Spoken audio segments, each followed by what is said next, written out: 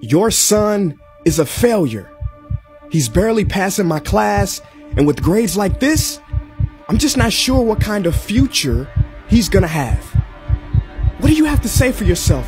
You're supposed to graduate this year. Listen to Mr. Johnson. What kind of future do you think you're gonna have? With all due respect, don't call me a failure.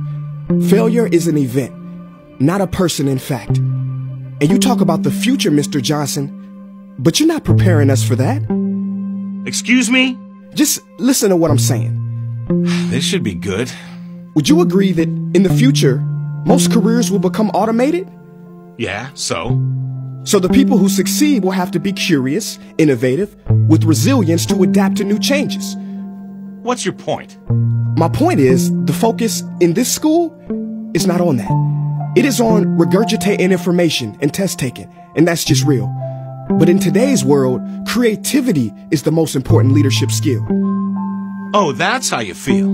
You don't have to believe me, but maybe you will believe the 1,500 executives who recently said creativity is the most important leadership skill. See, pretty soon, no one will be hired because of what they know. Because who cares what you know or if you've memorized a fact? We've got Google and Siri for that.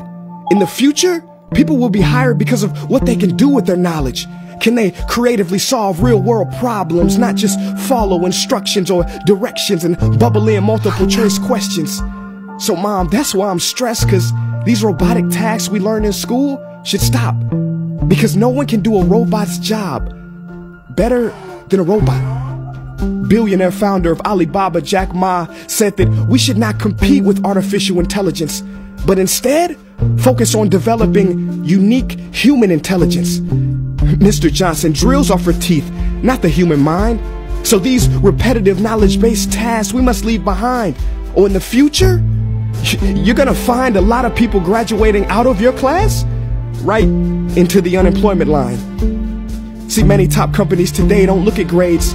Mom, that old way is expiring. Google has been quoted as saying GPAs are worthless criteria for hiring. Founder of Tesla, Elon Musk, agrees. So I say this with unease and sorrow. If you continue to teach today as you taught yesterday, then you rob us students of tomorrow. Mr. Johnson, I'm gonna keep it real with you. Sometimes sitting in your class is tough. I'm constantly thinking, if I don't look up at the clock, maybe it'll speed up. So I listen to you do my work and pay attention, feeling like an hour had to have gone by. But it was only 3 minutes. So if you wonder why we're bored in class, look, you want to get a kid to hate reading? Give them this, a school textbook.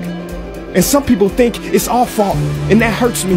They say you can lead a horse to water, but you can't make him drink. And to that I say no. Firstly, you can put salt in that horse's hay and make him thirsty. And if you bring joy in your classroom, you can make any bad student nerdy, as he or she discovers the beauty of truly learning. Mr. Johnson, I mean no disrespect. You have the most important job on this planet. You build, create, and save lives. But if you really care about my future, like you say, then you have to fully commit and ask yourself honestly, how do I prepare a child for a future that doesn't yet exist? Here's a hint. The answer is not found in this.